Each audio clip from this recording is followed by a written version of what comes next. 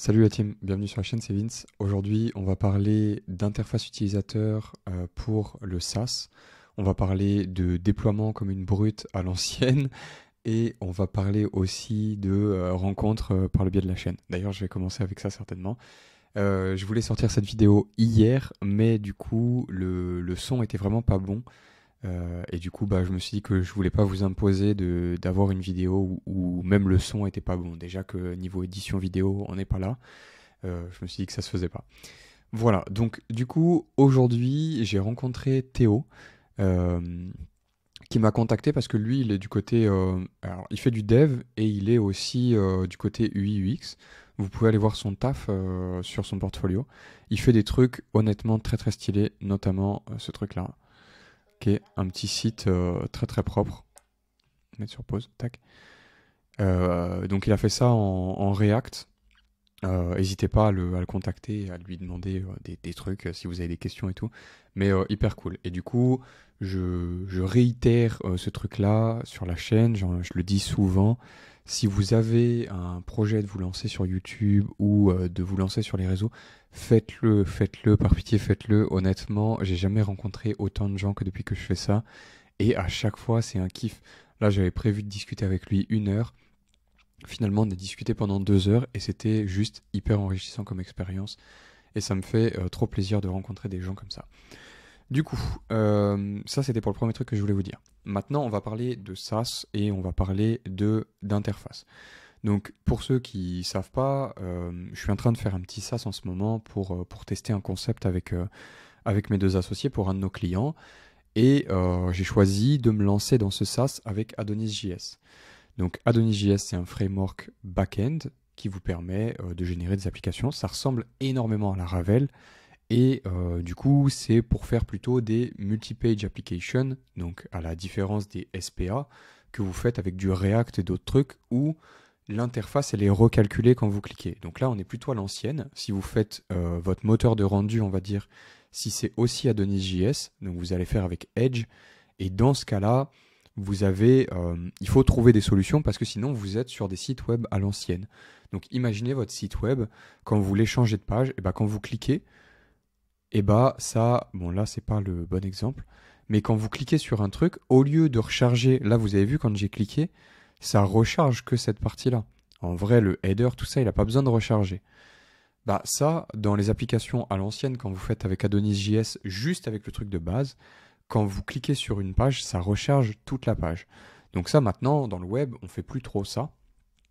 Et on a d'autres solutions. Et donc, au niveau des solutions que je vais vous donner, il y a pas mal de trucs. Déjà, au niveau de votre interface, si vous avez besoin de composants, je vous conseille, moi c'est vers ça que je me suis tourné là pour pouvoir faire mon petit MVP rapidement, tournez-vous vers des librairies de composants. Moi, ce que j'ai fait, c'est que j'ai appris à installer grâce à ce cours-là. Euh, Ouais, c'est grâce à ce cours-là, j'ai appris à installer Tailwind CSS dans Adonis.js, dans mon moteur Edge, ce qui me permet d'utiliser des classes Tailwind CSS pour faire mon styling.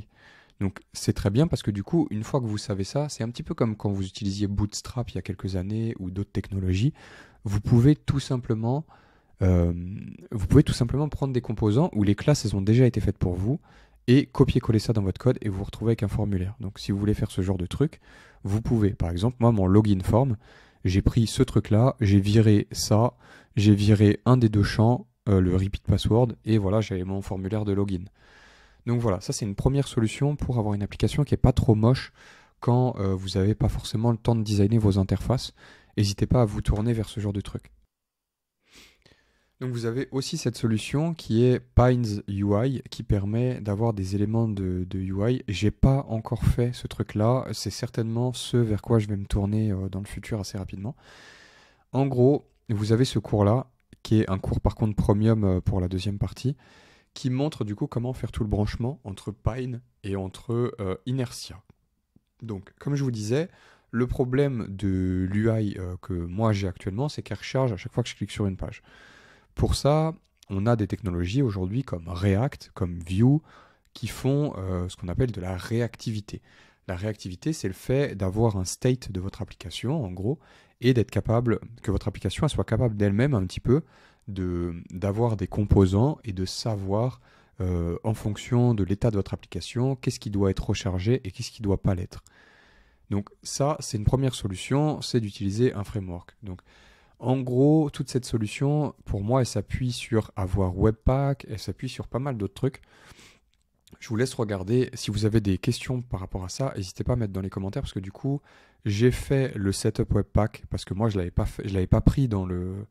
Quand vous créez une application avec Adonis.js, ça vous demande de choisir si vous voulez Webpack ou non. Moi, j'avais dit non. Et du coup, vous pouvez quand même l'installer après. Il y a des guides pour ça. J'ai trouvé des vidéos. Si vous avez besoin de ça, je vous les envoie. Derrière, moi en ce moment, après aussi, je vais faire le password reset et pas mal d'autres trucs. Donc ça, c'est cool parce qu'il y a des séries de vidéos pour ça. D'ailleurs, petite parenthèse, Adocast, ils sont ultra cool. Je les ai tagués sur Twitter. En fait, ce que j'ai fait, c'est que j'ai DM le compte d'Adocast en leur disant, parce qu'il y avait un problème sur les vidéos, et je leur ai dit, ouais, genre c'est chiant actuellement, je peux pas gérer la qualité des vidéos. Et du coup, alors que j'ai la fibre, je me retrouve avec des vidéos qui sont floues et ça me saoule. Et j'ai dit, ça serait bien aussi dans les vidéos de pouvoir avancer avec les flèches. Ils m'ont répondu, ouais, bah merci pour ton retour. On va voir. Normalement, demain ou après-demain, c'est fait. Et genre 2 jours plus tard, c'était fait. Et ils m'ont renvoyé un message en me disant, ouais mec, on a mis le truc et tout, tu peux aller checker. Normalement, c'est bon. Et du coup, il y a vraiment une gestion de la qualité des trucs. Donc, ça fait hyper plaisir de bosser sur un framework en sachant que genre tous les mecs de l'environnement et de ce truc-là, ils sont dédiés au truc. Honnêtement, pour le moment, je suis juste amoureux de Adonis.js et j'adore bosser avec là pour le moment de ce que je suis en train d'en apprendre. Je trouve ça vraiment, vraiment ultra puissant. Et je suis convaincu que bien maîtrisé, c'est vraiment une techno qui vous permet de shipper rapidement comme Next.js, mais en beaucoup plus structuré parce que vous avez déjà des outils qui sont intégrés. Vous n'avez pas besoin de plugger 10 000 librairies. Vous avez déjà en interne la plupart des outils qui vous permettent de gérer l'authentification, pas mal de trucs. Et ça, bah, c'est hyper puissant. Une fois que vous maîtrisez l'outil, vous pouvez itérer plus rapidement et faire d'autres projets super rapidement. Donc voilà, ça, très très très très cool. Maintenant, il y a une autre conférence que j'ai regardée et qui était juste géniale, c'est ce truc-là. Donc il y a aussi, ça c'est aussi une solution, qui est la solution Unpoly. Si vous ne voulez pas mettre tout un framework front, en gros, avec votre application pour pouvoir gérer la partie UI et UX, eh ben, vous avez cette solution qui est Unpoly. Donc, il y a une présentation de Esteban Soubiran sur cette vidéo. Je vous conseille d'aller la regarder. Moi, j'ai pas vu la demi-heure passer tellement c'était intéressant. En gros, ce truc-là, ce que ça fait, c'est que c'est comme si, dans votre application, à l'aide d'attributs HTML uniquement, vous allez déclarer des parties de votre application qui sont des parties qui vont devenir en quelque sorte des composants ou qui vont recharger. Donc votre site, il est toujours en server-side rendering. Ça veut dire que toutes vos pages elles sont calculées sur le serveur. Vous n'avez pas une seule div dans votre front qui vient en JavaScript s'alimenter. C'est vraiment vos pages, elles sont déjà en HTML prêtes sur votre serveur et elles sont, et du coup, elles vont vous donner un meilleur SEO. Donc, il faut comprendre que l'avantage du server-side rendering, ça veut dire que quelque part, même si vous n'avez pas de JavaScript sur votre page, vous pouvez rendre la page en entier à l'utilisateur et il pourra l'afficher. Ce qui n'est pas le cas si vous n'avez pas de JavaScript sur votre navigateur ou une connerie dans le genre. Je ne sais pas si c'est vraiment un argument parce que pas de JavaScript dans votre navigateur, a priori, ça arrive pas quand même souvent. Mais voilà, en gros, vous pouvez rendre vos pages plus facilement. Et donc, eux, ce qu'ils ont fait, c'est qu'ils ont fait un espèce d'entre-deux entre le SPA et entre le server-side rendering, pour moi. Enfin, ça vient se plugger sur le server-side rendering. Et en gros, ce que ça fait, c'est que quand vous demandez un changement de page, par exemple, ça vient intercepter votre requête de changement de page et ça va, par un calcul avec des attributs que vous avez mis, dire, bah, ok, là, moi, ce que le mec il veut changer, c'est uniquement la partie à l'intérieur du menu, parce que les filtres, en gros, ils doivent rester sur la gauche. La barre de navigation, elle est toujours là. C'est juste le contenu, parce que le mec, il vient de cliquer sur un filtre qui doit changer. J'ai pas besoin de recharger toute la page avec un filtre. Et donc, ce que ça va faire, c'est que ça va faire une requête en Ajax et ça va vous permettre de changer dans votre interface uniquement la partie qui mérite d'être changée. Donc voilà, ça c'est une autre solution que vous pouvez utiliser pour tout ce qui est la partie interface. Maintenant, moi, ce que je vais faire là, c'est que je vais très certainement suivre, il y a un tuto du coup, sur Adonis et Inertia. Donc je vais regarder Adonis et Inertia et je vais regarder certainement aussi Adonis et les Edge Components pour voir qu'est-ce qui me paraît être le mieux et pourquoi. Et on en parlera ensuite ensemble. Autre chose que j'ai faite aussi, c'est que j'ai un petit abonnement chez O2Switch. Et pour pouvoir déployer le MVP, je l'ai... c'est pas celui-là. Tac. Pour pouvoir déployer mon MVP, je me suis créé un sous-domaine. Et derrière, ce que j'ai fait, c'est que j'ai créé un setup Node.js app là. Et ça me permet de créer un serveur qui tourne avec Node. Et derrière, de pouvoir mettre mon application dessus. Alors, il faut savoir que finalement, moi, je suis dev depuis plus de 4 ans maintenant. Et j'avais jamais posté un build d'application moi-même. Ça paraît fou, en vrai, de dire ça. Mais j'avais jamais fait tout ce process en entier que je suis en train de faire aujourd'hui. Parce que quand tu travailles en tant que développeur back-end, souvent, enfin, moi je suis développeur full stack, mais j'ai plus travaillé du côté back. Et souvent, quand tu arrives dans une boîte et que tu vas bosser, même sur des gros projets, il y a une CI qui est déjà en place. Le process de build, il est déjà fait dans une CI/CD. Et tout ça, c'est déjà fait pour vous, en fait. Et donc, ça, le mettre en place, ça me fait kiffer parce que j'apprends des nouveaux trucs et des trucs que j'aurais dû apprendre il y a longtemps, je pense. Pour la première fois, j'ai fait donc mon build en entier. J'ai pris mon Adonis.js, je l'ai buildé avec la commande, j'ai pris le dossier de build que ça avait créé et j'ai été le mettre en setup sur mon petit serveur, etc. Je me suis fait une base de données Postgres et j'ai connecté les deux. Et du coup, ça m'a fait mon petit MVP key en ligne et auquel je peux me connecter et normalement utiliser mes features.